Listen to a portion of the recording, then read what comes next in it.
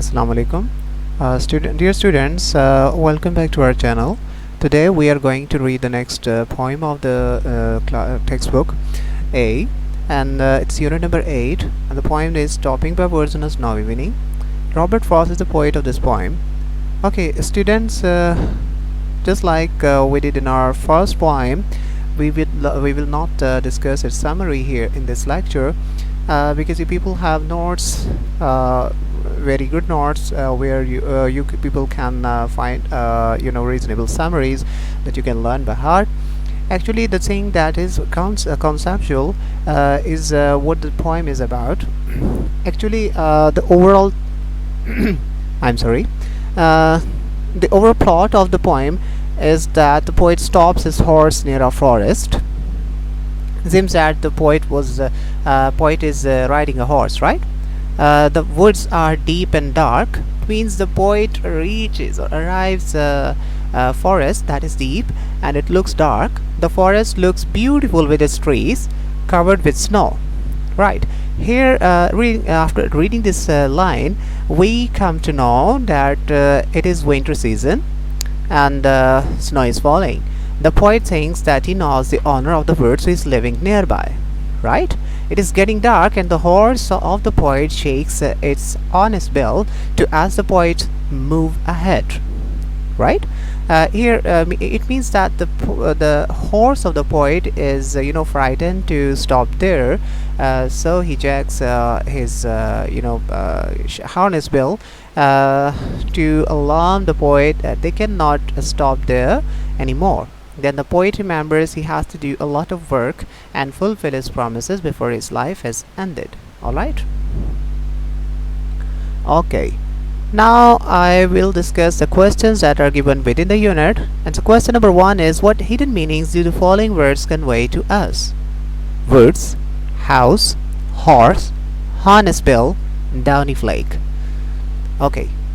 This symbolism, right? The symbolism. If we are being asked what the hidden meaning, about the hidden meanings of these words, it means what do these words symbolize, right?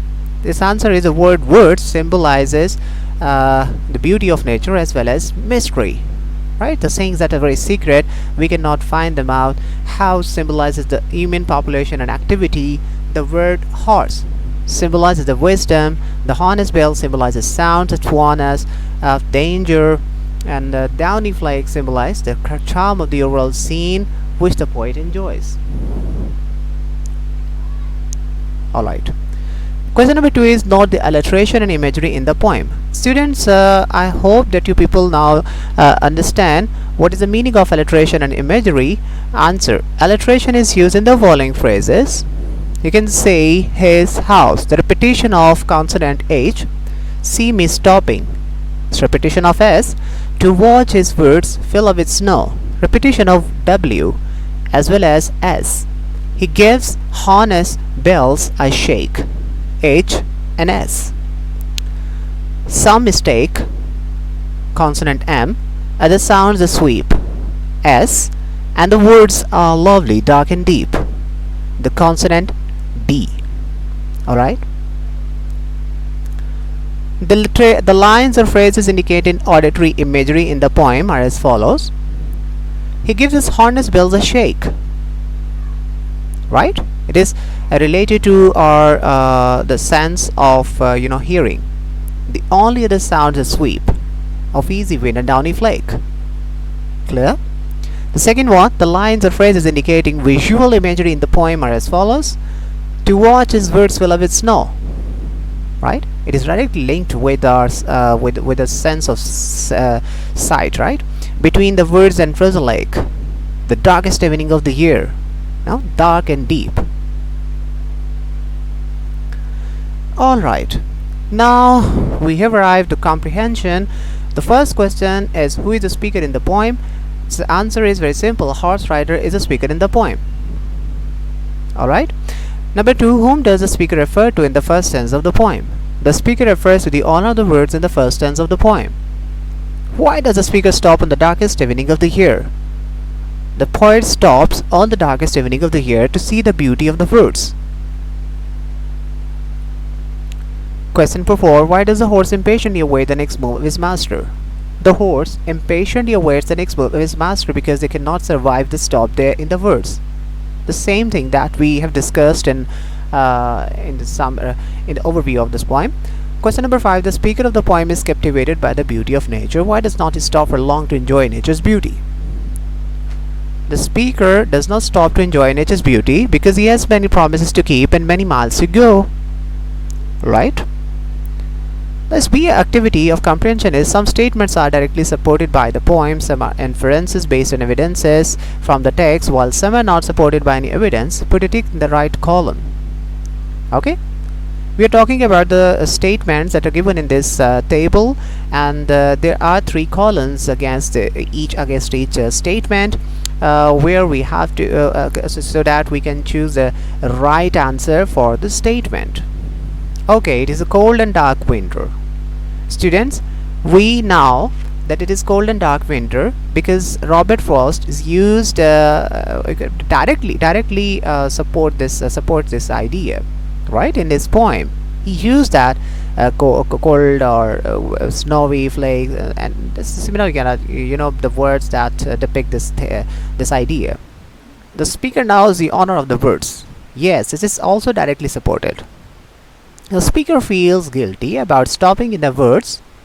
It is inference based on some evidence from the poem. Because speaker, the speaker is apparently the poet is a speaker and the poet is horse rider, and whenever when his horse makes him aware of the danger, he feels guilty about stopping there, right? So it is inference. The speaker, the poet has not used such words that he is guilty. Alright? The speaker sings about his commitments and restarts his journey. Yes, and he promises to keep and miles to go before I sleep. Yes, this is directly supported by the poem. The speaker is tired and wants to rest. The statement and supported, not supported by any evidence. Right? The horse feels strange to stop unexpectedly. Oh yes, it is directly supported. That is why he shakes his horn bell. The speaker appreciates the beauty of the nature. Alright, it is inference based on some evidence from the poem. That is why he stops there to enjoy that beauty of nature. Alright, its C part is paraphrasing. Paraphrasing means to write some verses, the piece of poetry in explained and simple words. The words are lovely, dark and deep, but I have promises to keep and miles to go before I sleep and miles to go before I sleep. Paraphrase. The words present a soothing sight. Soothing means that is balmy, that is very relaxing. It looks beautiful. As it is growing thick, it looks dark. The poet wants to stay there and enjoy the cool, balmy scene. But he remembers he has to do a lot of work. He knows he has to fulfill his pledge, means his promise, right? There he starts off. He again restarts his journey, means, right? It means that he restarts his journey. He knows that he will have to do certain duties before going to bed.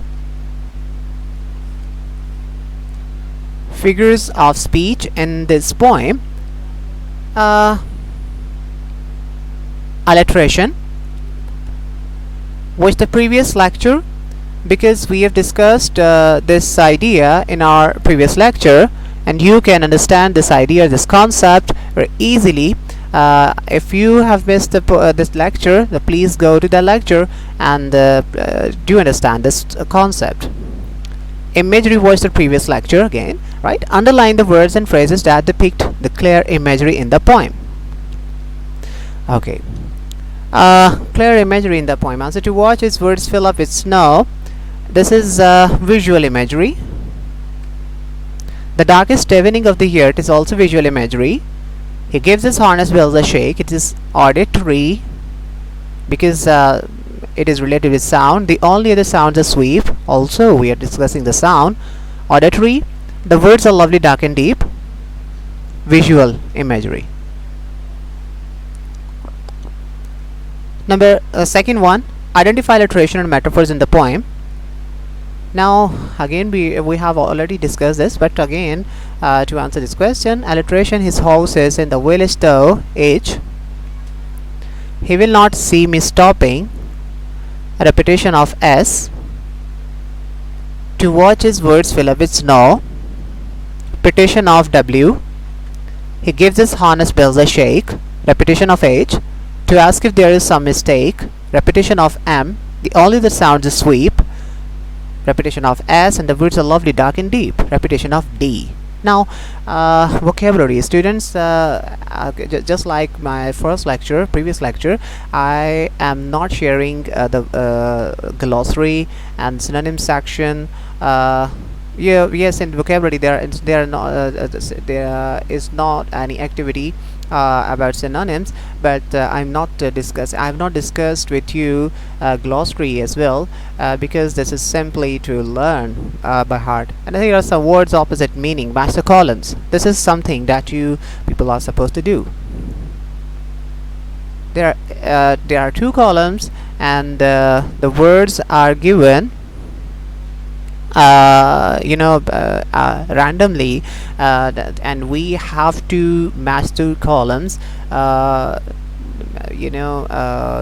connecting the words with the correct antonyms, right?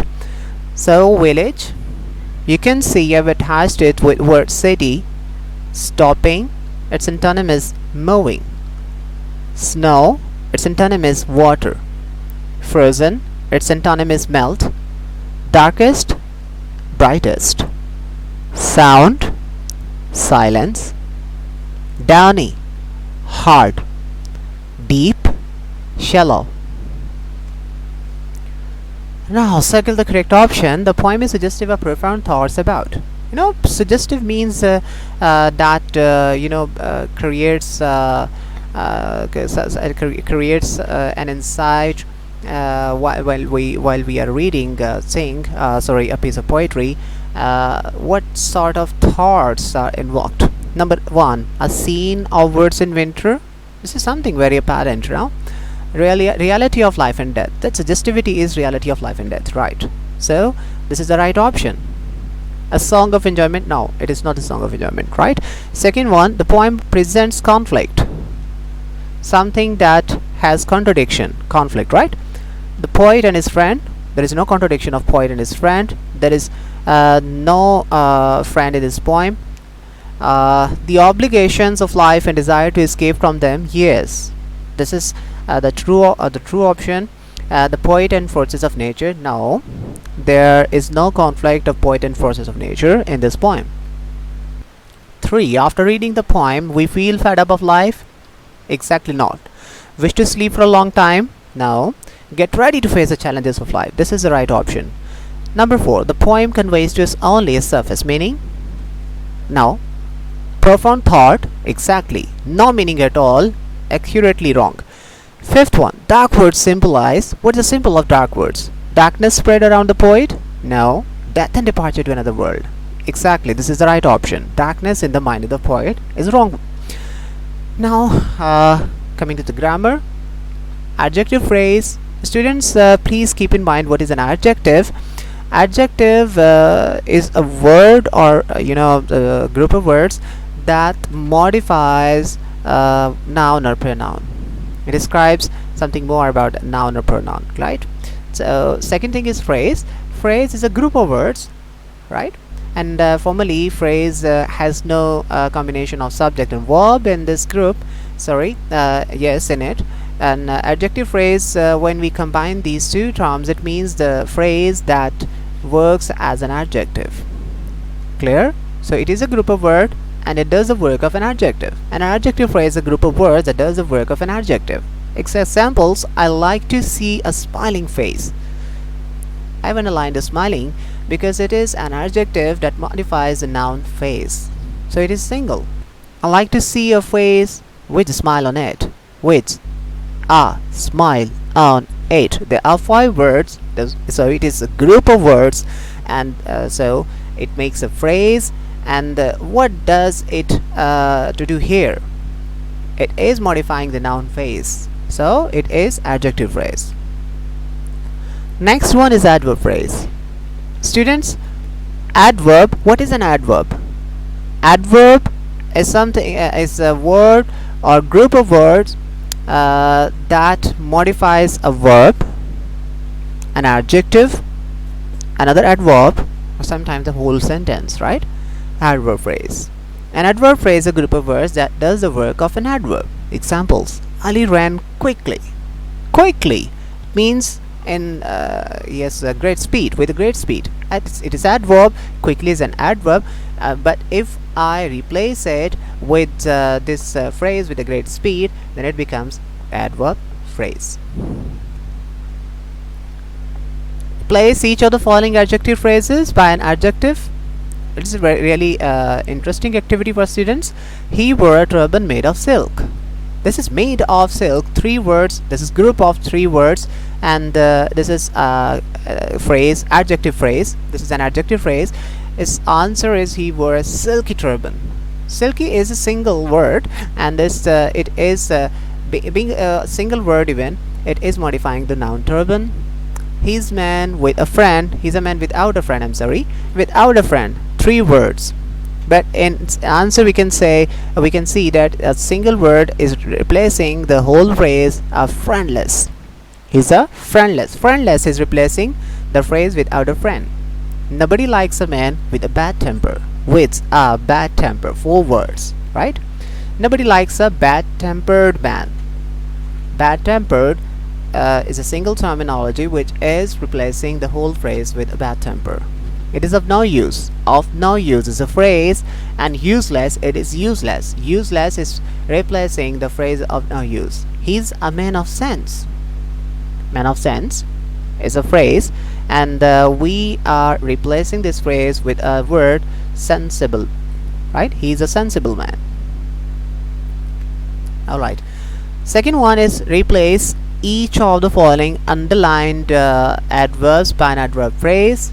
Number 1, the pigeon flies swiftly. Swiftly is a single word, so it is not an adverb phrase. It is simply an adverb, because swiftly is describing the flies as the action of flying. So its answer is the pigeon flies with high speed. With a high speed. Now it has become a phrase because it contains 4 words and is a group of words, right? But it is doing the same thing as the single adverb swiftly was doing, right? The second one, he built his house there. There. He built his house over there. 2 words. At that place, 3 words, right? He tried hard. Single. He tried with all his might. A phrase with 4 words. He spoke eloquently. Eloquently is a single adverb. A single word adverb, right? He spoke in a fluent manner. In a fluent manner. 4 words. Did Sarah behave well? Well. Did Sarah behave in a good way? Well is a single word. In a good way is a phrase. Now students, the next activity is make 3 sentences using adjective phrases and 3 using adverb phrases. I hope you people can easily attempt this question as well, and you people have also very reasonable notes in your hands where you can consult this question as well. You can ask your teachers, you can ask us by commenting below this below the place space of this video. Alright, students, this is all about today's lecture, and thank you so much for being with us, and we hope that you people liked our today's lecture. And please subscribe our channel and keep watching our videos for more information and better preparation of your exams. Fi amanillah. Assalamu alaikum warahmatullahi wabarakatuh.